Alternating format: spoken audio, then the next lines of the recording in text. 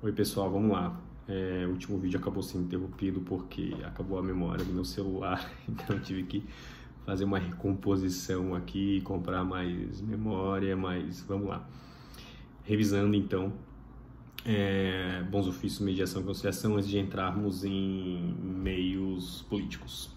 Bons ofícios, há um conflito de interesse, uma terceira pessoa desinteressada no deslinde direto no feito procura as partes para que as partes voltem a dialogar e por intermédio desse diálogo haja um consenso. Não se tem sim formalismo em relação ao modo de como vai se dar essa conversa, muito menos um ato de vinculação ao que foi ou o que não foi decidido ali, tá bem? Enfim, em relação à mediação, não. Há de fato uma procura, há um consenso entre ambos os estados em quem vai mediar aquele conflito. O mediador tem um papel mais ativo na negociação em geral, só que ele não opina, ele não decide. Ele faz com que as partes cheguem a um consenso, perfeito? O formalismo existente para a decisão de quem vai ser o mediador e prazo local para que isso de fato ocorra. Porém, a vinculação ao que for decidido, ou consenso que se chegar por ambos os estados, por intermédio do mediador, não se tem um grau de vinculação exacerbado, não. Naturalmente que o princípio da boa-fé aí já é utilizado, né? Nada que venha o venire contra factum próprio, eventualmente pode ser levado em consideração, mas não há um formalismo, não há uma vinculação mais efetiva em relação ao que foi ali decidido.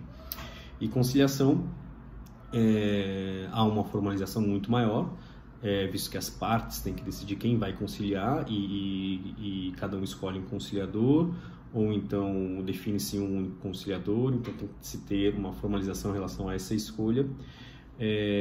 Esses conciliadores vão produzir provas e vão decidir sobre o que deverá ser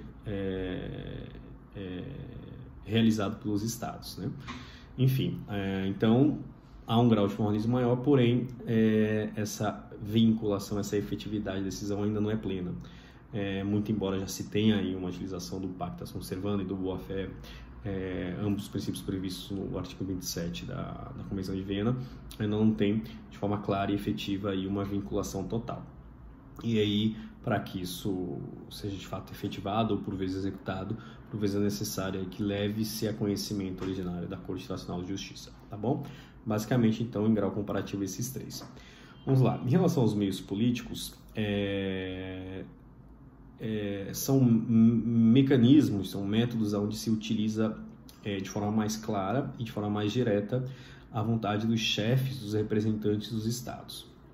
Então, isso costuma aparecer em grau colegiado em algumas organizações internacionais de caráter mais político.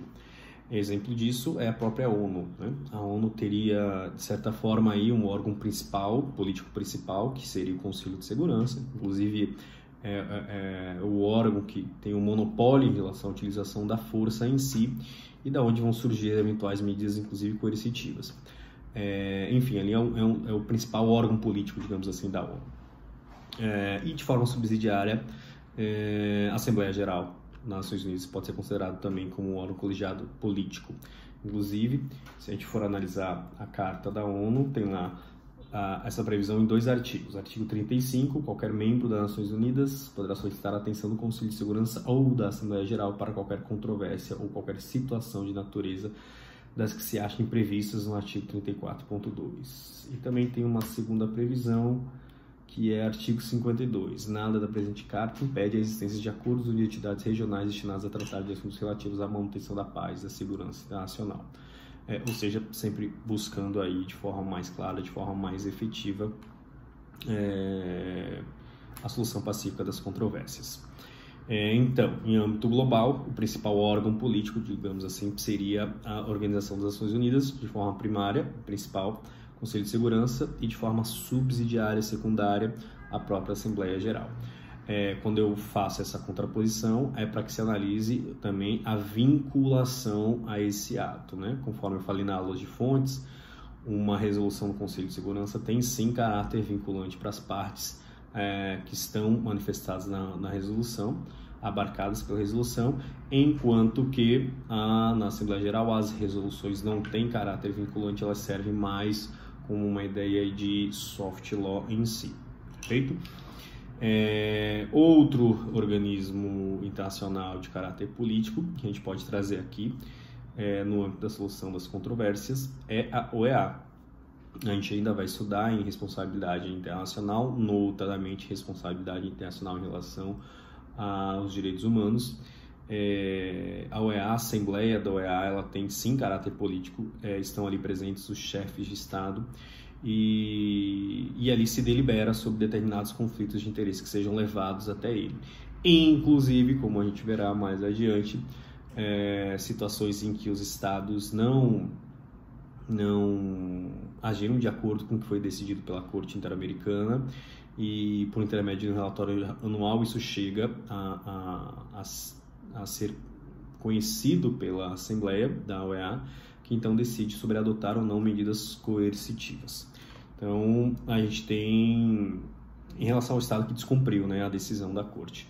Enfim, então a gente tem na OEA também um dos principais órgãos políticos no nosso âmbito regional americano e tem uma forte influência em decisões políticas que venham a ser tomadas. Um outro exemplo que a gente pode citar aqui é em relação à eventual suspensão da Venezuela por desrespeito à cláusula democrática.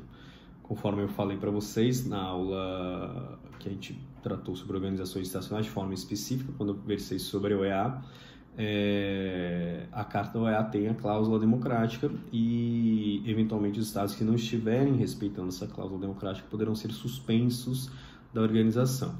A OEA colocou em pauta uma eventual suspensão da Venezuela à época, enfim, para deliberar sobre algo, por um conflito de interesse em relação à Venezuela e as convenções que têm essa previsão democráticas, notadamente a Carta da OEA. E, porém, a Venezuela, antes disso, se retirou da OEA, né? Passou-se um prazo aí para denúncia, assim por diante, mas optou por ela mesma, não correu o risco de, eventualmente, ter essa suspensão por via de uma decisão colegiada de um órgão político, mas, enfim, saiu, então, por vontade própria. A gente ainda pode citar outros órgãos políticos, a gente tem no âmbito da União Europeia, conforme eu falei na última aula, o Conselho Europeu, não é? Então é um órgão de fato político onde as principais tomadas de decisões são efetuadas pelos chefes de Estado. E temos também no âmbito do Mercosul, também conforme eu falei na aula específica, temos o Conselho do Mercado Comum, né? Que também é formado por os principais ministros dos estados e podem, então, eventualmente decidir sobre uma controvérsia que venha a surgir ali, mas mais no âmbito comercial do Mercosul em si, né? Salientando que o Mercosul tem um sistema próprio de solução de controvérsias, onde o grupo do mercado comum tem uma participação mais direta, mais incisiva.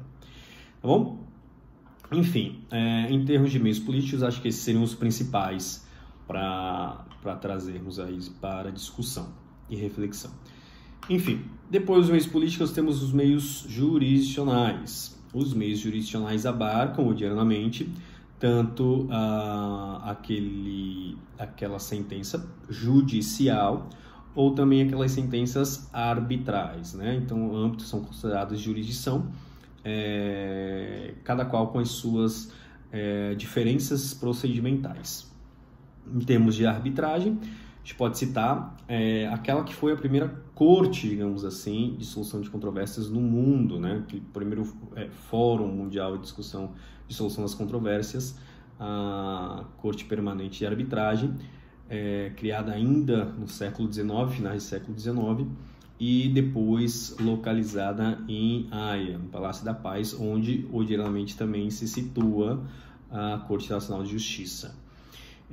Enfim, a Corte Permanente de Arbitragem teve e ainda tem uma atuação muito bem quista no âmbito da sociedade internacional. Naturalmente, quando o Tribunal Permanente Internacional de Justiça é criado e depois substituído, né, pela Corte Nacional de Justiça, a Corte Permanente de Arbitragem ela perde um pouquinho a sua notoriedade. Inclusive, algumas discussões, infelizmente, saem de lá e passam para outros ambientes, como é o caso da Corte Nacional de Justiça ou de outras, que eu não digo infelizmente isso, porque o procedimento na Corte Nacional de Justiça demora muito mais, e infelizmente, eventualmente, isso é levado a outros tribunais arbitrais. E falo felizmente em virtude da tecnicidade dos árbitros em si, da celeridade no procedimento, trazendo soluções mais ágeis, técnicas e efetivas no âmbito do cenário internacional, concretas ao caso, né?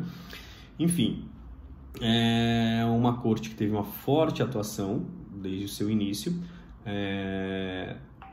Hoje a atuação é menor, porém ainda muito importante. Então a gente tem situações realmente balizadoras, standards para o comércio internacional, notadamente entre estados, que já foram discutidas e já foram decididas e já foram cumpridas, adimplidas pelos estados. Perfeito? Enfim, depois temos o Tribunal Permanente de Revisão do Mercosul, conforme eu falei para vocês, né, que foi criado pelo Protocolo de Olivos, onde se tem uma formatação devidamente definida, uma lista de árbitros, enfim, e é um tribunal atualmente que já atuou bastante. Temos o Tribunal de Arbitragem da OMC, esse de extrema importância mesmo, porque ele lida com as situações comerciais, as tratativas comerciais envolvendo estados, né, ou eventuais situações anticoncorrenciais de dumping, né, cometida por um ou outro estado. O Brasil mesmo teve uma série de casos levados a conhecimento da OMC e acho que 70%, 80% dos casos se consagrou vitorioso em virtude da utilização de determinados subterfúgios, né, por estados que têm uma briga comercial, né? Então, por exemplo, os Estados Unidos costumavam subsidiar alguns produtos agrícolas, notadamente dos belts, os orange belts ou os cotton belts, e o Brasil não conseguia manter uma concorrência internacional em virtude desse subsídio. Enfim, esses dois casos acho que foram os mais famosos, que o Brasil saiu vitorioso. Tivemos casos envolvendo produção de frango também, comercialização desse frango, comercialização e exportação desses frangos, enfim, mas o Brasil já teve algumas derrotas onde de fato agiu de forma equivocada com a utilização desses subsídios, ainda que de maneira cruzada, para isso não ficar tão claro na sociedade internacional, mas que foi analisado e foi devidamente revisto pelo Tribunal Arbitral da OMC. Inclusive na lista de árbitros da OMC tem alguns brasileiros, um muito bom, chamado Welber Barral, a gente já conversou sobre ele na última aula, mas quem se interessar sobre a arbitragem comercial entre estados, em virtude notadamente de situações de dumping, pode dar uma pesquisada aí na bibliografia dele, tá bom? Que mais? Enfim, acho que basicamente esses são os principais órgãos jurisdicionais arbitrais. Aí tem aqueles órgãos jurisdicionais, vamos chamar assim, de convencionais, né? O principal deles, a Corte Internacional de Justiça.